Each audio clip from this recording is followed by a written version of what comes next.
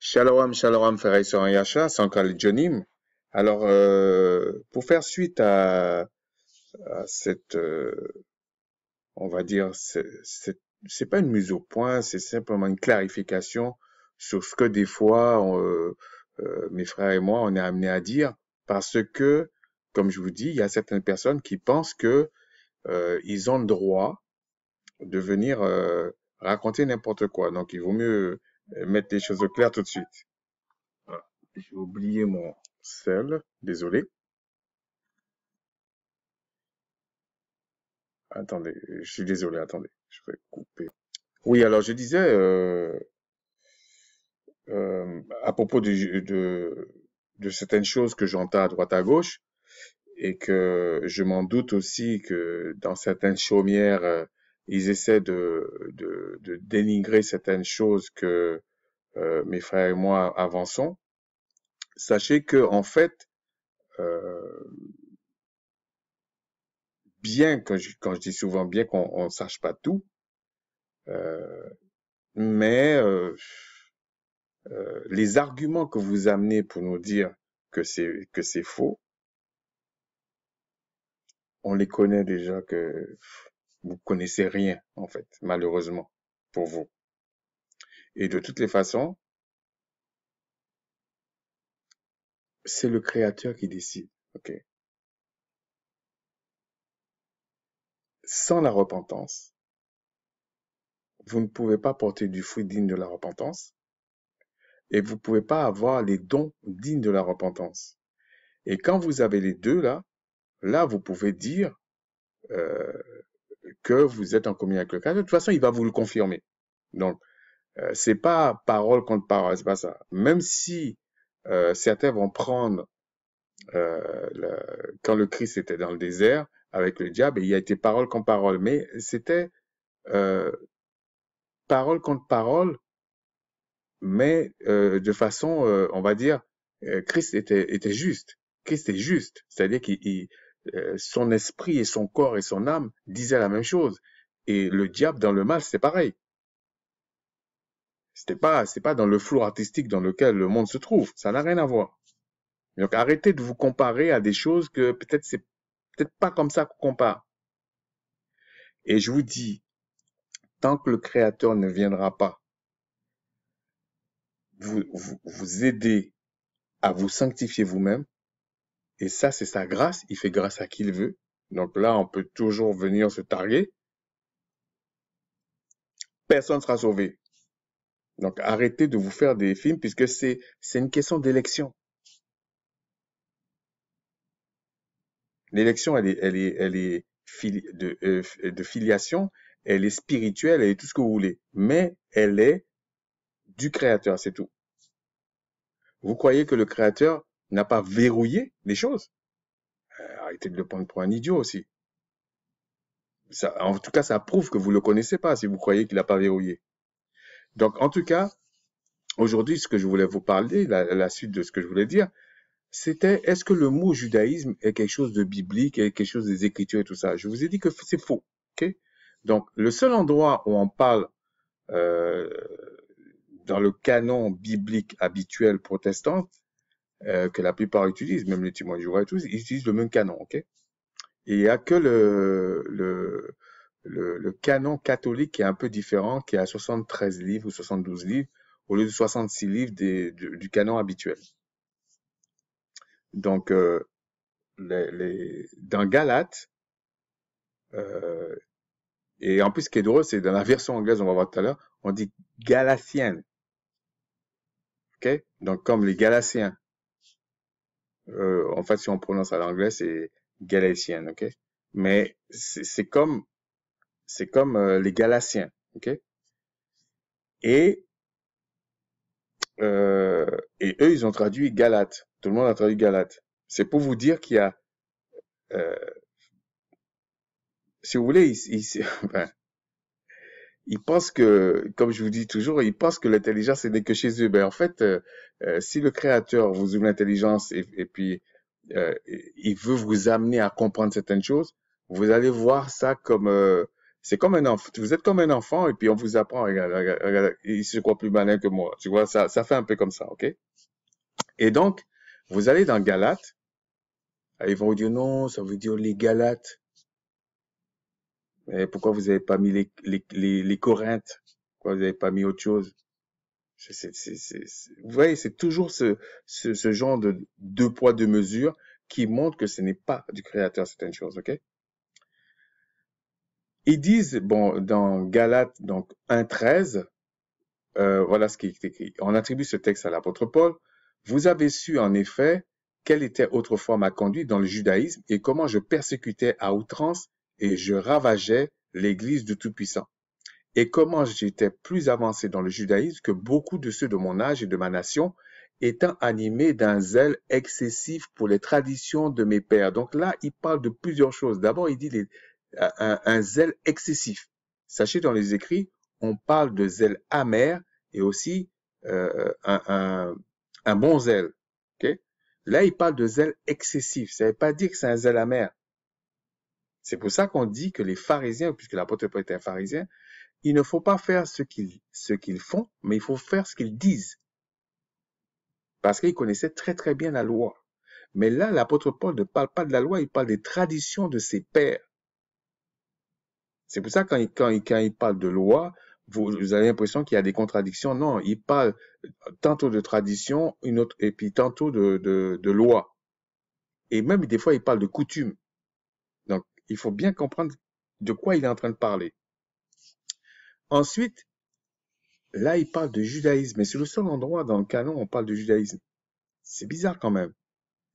Donc, on va aller voir, toujours dans les petites références bibliques, en tout cas en français, qu'est-ce qu'ils ont traduit à ce niveau. Donc, j'ai pris toujours Galates 1,13 et j'ai regardé.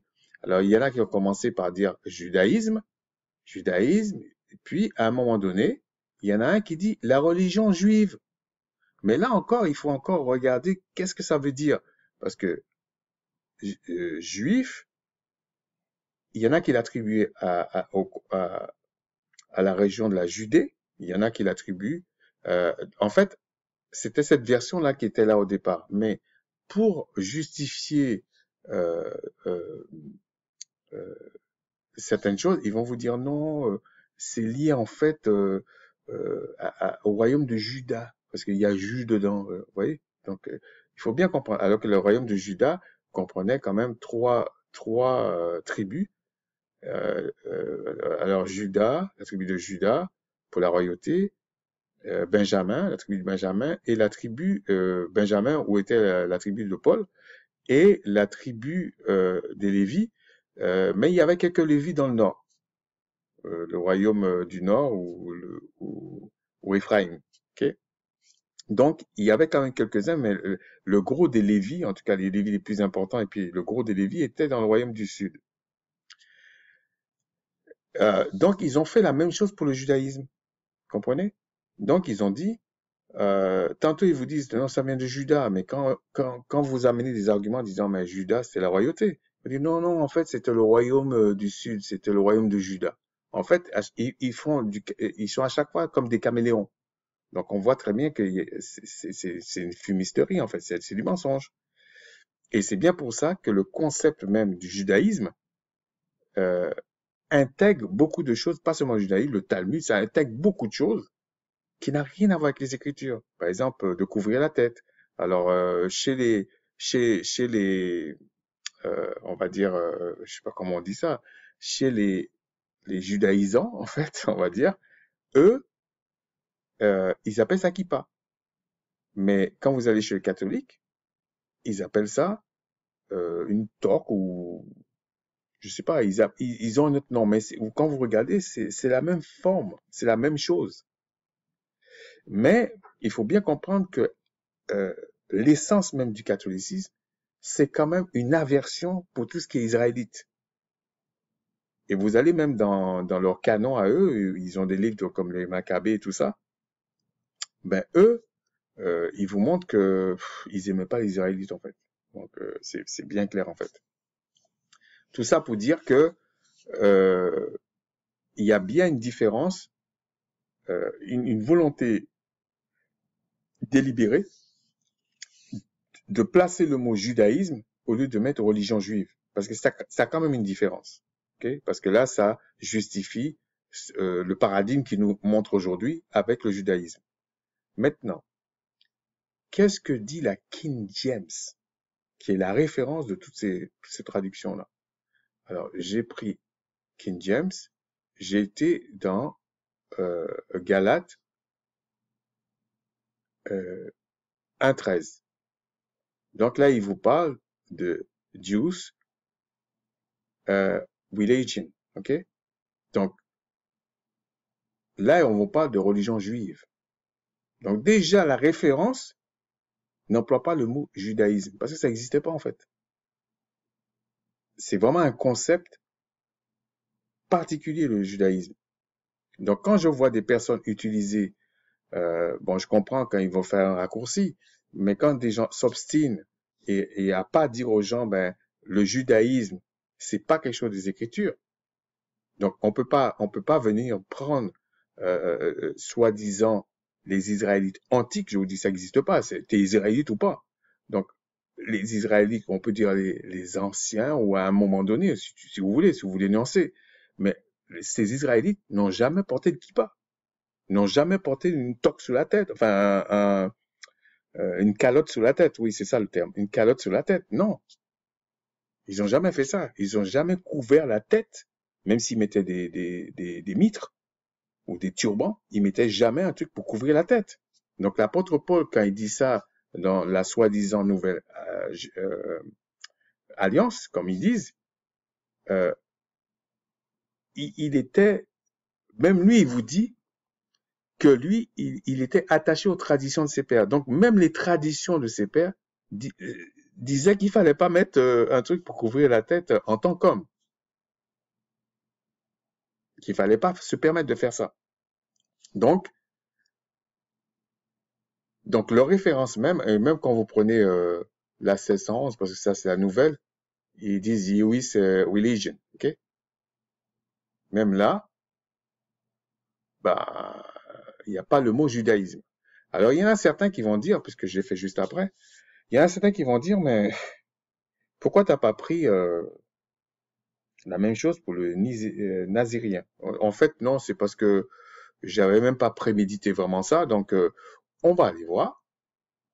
Si on prend dans nombre, on va prendre dans nombre, ça va être plus simple. Si on prend dans nombre, on emploie le mot naziréa en 6-8, on l'emploie à... On l'emploie où encore? Attendez. On l'emploie à 6-13.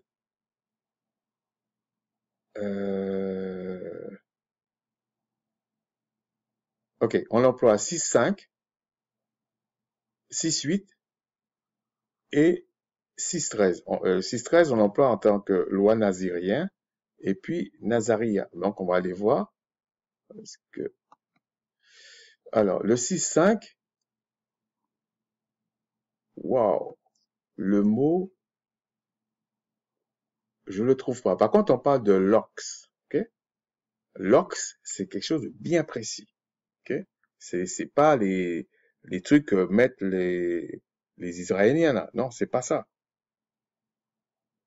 Ou les judaïsants là. C'est pas ça. Ok?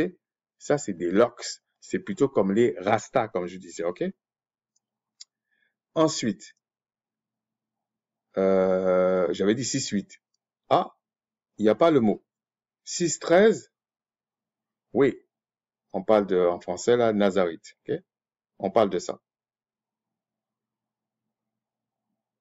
Donc, vous voyez bien que entre la version française et la version de référence, il y a quand même des nuances.